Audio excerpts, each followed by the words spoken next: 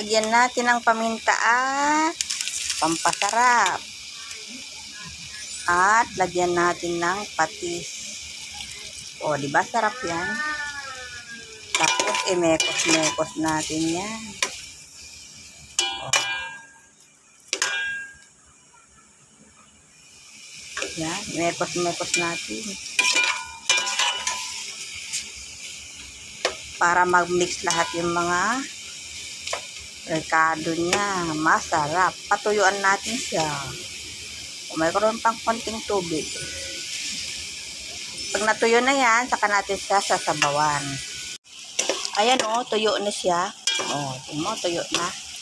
Lumalabas na rin yung manteka niya. Lagyan natin ng sabaw. O. Sarap. Lagyan natin ng marami. Yan. O, tama na yan. Tapos, pakuluan natin at palambutin ang karne. After natin napalambot yung karne at tama na ang lasa niya, ilagay natin itong gulay, pampahaba ng buhay, sitaw. Ayan.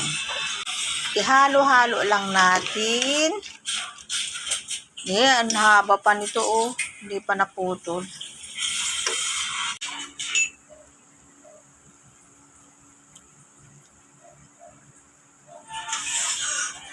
Ayan o, palambutin na lang natin yung sitaw at pag malambot na yan, kakain na tayo.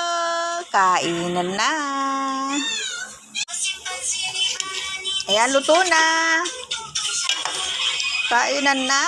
Thanks for watching.